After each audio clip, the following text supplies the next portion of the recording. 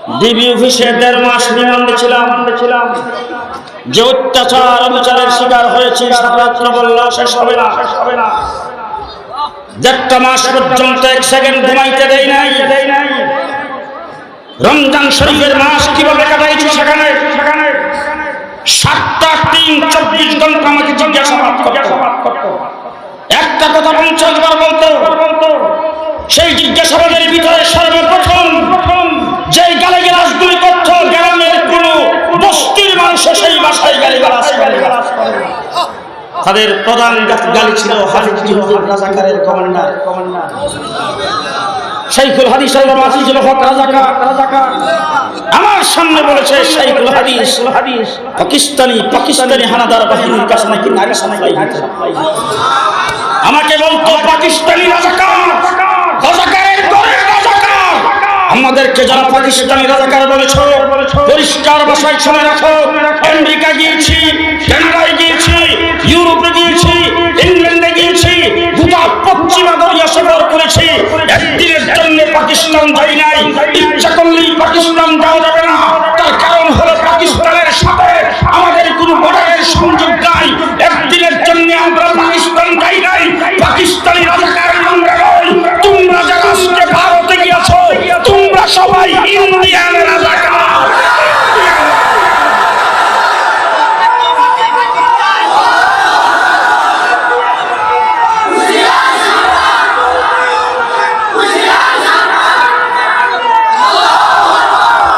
স্বাধীন সার্বভৌম বাংলাদেশে রাজাকারের দিন ইন্ডিয়ান রাজাকার বাংলাদেশে আর কোনদিন ইন করতে পারবে না। আপনারা একমত? আজকে ব্রিটিশ সরকারের প্রধানমন্ত্রী ভারতে যায় বসে নদীর কোলে বসে সর্বপ্রথম ত্রাণ কার্ড ব্যবহার করেছেন। সংখ্যালঘুদের উপর নির্যাতন হচ্ছে। আমার কওমি মাদ্রাসার আলেম ওলামায়ে কেরাম সংখ্যালঘুদের স্থাপন আমরা পাহারা দিয়েছি। একটা সংখ্যালঘুদের গায়ে আঁচল লাগতে দেই না। সাম্প্রদায়িক সম্প্রীতির দেশ বাংলাদেশ। আজকে জাতিসংঘকে জিজ্ঞেস করতে চাই, ওআইসিকে জিজ্ঞেস করতে চাই, ইউরোপিয়ান ইউনিয়নকে জিজ্ঞেস করতে চাই, ভারতকে জিজ্ঞেস করতে চাই। আমার দিবালোকের মধ্যে আদালত পাড়ায় একজন আইনজীবীকে যেইভাবে জবাই করে হত্যা করা হয়েছে, যদি একজন হিন্দুকে ভারতে হত্যা করা হতো তাই আজকে মুসলমানদের অবস্থা কি হবে? কিন্তু আমরা যদি ইচ্ছা করতাম 1 ঘন্টার ভিতরে বাংলাদেশের কোনো হিন্দু এই দেশে করতে পারতাম। 1 ঘন্টার ভিতরে সমস্ত হিন্দুকে চাকরি করে দিতে পারতাম। কিন্তু আমরা তাদের নাগরিক পাই, তাদের উপর কোনো একটা আচরণ আমরা দেই নাই। আমাদের আইনজীবীকে হত্যার প্রতিশোধে আমরা একজন হিন্দুকে আমরা মারি নাই। কোন একটা হিন্দু স্থাপনা আক্রমণ করি নাই, কোন একটা মন্দির আক্রমণ করি নাই। সাম্প্রদায়িক দেশ বাংলাদেশ, তার প্রতি ইসকনকে মাঠে নামাইছ। সংখ্যালঘুদের নির্যাতন হচ্ছে, হিন্দু সম্প্রদায়কে নিয়ে বিবৃতি দিয়েছ। আবার ভারতে আমার হাইমানের মধ্যে যে আক্রমণ করেছ, আমার মুসলমানদের উপর আক্রমণ করেছ। আবার বড়ার দিকে তোমরা মিছিল সহকারে আসছো বাংলাদেশের কার্যালয়ে। পরিষ্কার বলতে চাই, ভারত আমাদের পার্শ্ববর্তী দেশ। আমরা বন্ধুত্ব রেখে চলতে চাই। যদি বন্ধুত্বের খেলাপ করে দেশের স্বাধীনতার বিরুদ্ধে কাউকে ছেড়ে দেওয়া হবে না।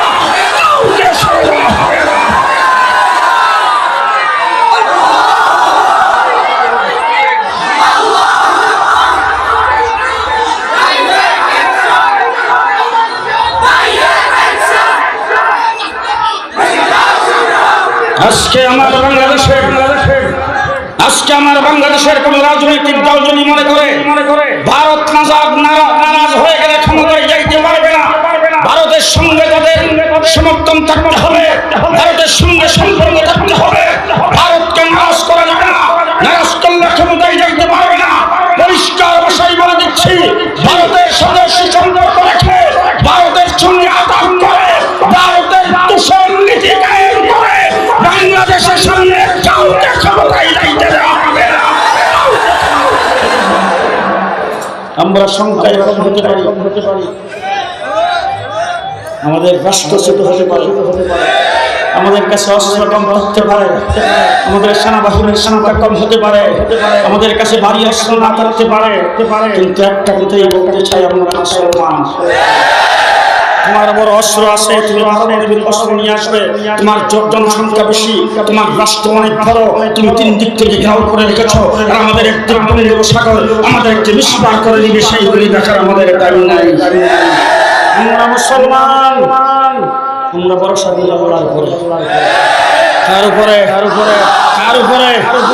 পরিষ্কার ভাষা আমাদের উলামা পরিষদ, আজকে উলামা পরিষদের আয়োজন এই মাহফিল এই জন্য বলছি, যখন এই মোদী সরকারের কোলে বসে আমার দেশের ব্রিটিশ সরকার সর্বপ্রথম যখন সংখ্যালঘুদের উপর নির্যাতন হচ্ছে এই কথা বলে, যখন বাংলাদেশের গোলাপালিকে মাস স্বীকার করতে চেয়েছে, দেশের অস্থিতিশীল পরিস্থিতি সৃষ্টি করতে চেয়েছে, আমরা মন্দির বাড়ি ঘর ভাঙা দিয়ে সেইগুলিকে নস্বাত করে দিচ্ছি উলামায়ে কেরাম। দুই নম্বরে বলতে চাই, পানি ছেড়ে বাঁধ খুলে দিয়ে আমার ফেনী, চট্টগ্রাম, নোয়াখালী, কুমিল্লাকে পানিতে ভাসায় ৭৪-এর মতো দুর্ভিক্ষ সৃষ্টি করে বাংলাদেশে গোলাবাড়িতে মাছ শিকার করতে চেয়েছিলে, আমরা সেই পানি বন্দী মানুষের কাছে বাংলাদেশের আইনমায়ে মাসাজিদ উলামায়ে কেরাম এক নম্বরে জায়গা দাঁড়িয়েছি এবং তাদেরকেও পুনর্বাসন করেছি। বিচারপতিদের মাধ্যমে কেউ করতে চেয়েছ, হাইকোর্ট ঘেরাও করে নস্বাত করে দিয়েছি, আনসারদেরকে দিয়ে সচিবালয় ঘেরাও করে কেউ করতে চেয়েছ, আনসারদেরকে সেখান থেকে পিটায় আমরা সেই নাকচ করে দিয়েছি। আমার বন্ধুগণ, বাংলাদেশের জনগণ যে দিক থেকে আসতে চাইছো, শুনছিলাম ১৫-১০ তারিখে নাকি আইবা, তোলারা সৌদিয়া বাদী সালাম দিয়ে পাওয়া যায় না। ১.৫ মাস রিমান্ডের প্রধান খানকে জেলখানার ভিতরে নেওয়া হলো কেরানীগঞ্জ কারাগারে। আমি সেখানে যাই দেখলাম একটা ওয়ার্ডের ভিতরে আমাদের বাংলাদেশের শীর্ষস্থানীয় ওলামায়ে কেরাম ৬০-৭০ জন। সেখানে হযরত মাওলানা হাবিবুল্লাহ মুহাম্মদ কাসিম সাহেব, মুফতি মনির হোসেন কাসিম সাহেব, খুরশিদ আলম কাসিম সাহেব, মঞ্জুরুল ইসলাম আফন্দি সাহেব, এই সমস্ত বড় বড় ওলামায়ে কেরাম সেখানে ঘটনা চক্রে, তাদের মধ্যে বয়সের দিক থেকে আমি সিনিয়র। আমি যখন সেখানে গমন করেছি, সকলে আমাকে দেখে করে কান্না শুরু করে দিয়েছেন। আমি সকলকে থামাইয়ে দিয়ে ওখানে একটা কথা বলেছিলাম, সেই কথাটা আজকে আপনাদেরকে শোনা যায়। আমি সকলকে বলেছিলাম, নির্যাতিত হচ্ছেন, শাপলা চত্বরে আমরা রক্ত দিয়েছি, ২০২১ সালে ভাস্কর্য বিরোধী আন্দোলন রক্ত দিয়েছি, মোদী বিরোধী আন্দোলন রক্ত দিয়েছি। আজকে জেলখানার ভিতরে ফাঁসির কাষ্ঠে আমাদেরকে রাখা হয়েছে, সেখানে রিমান্ডে নির্যাতিত হয়েছি, জেলখানার ভিতরে নির্যাতিত হচ্ছি, শত নির্যাতন আমাকে পেতে দিচ্ছেন।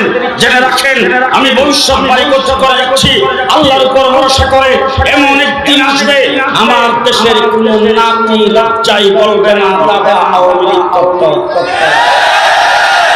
আজকে কি সেদিন আসছে? আজকে কি সেদিন আসছে?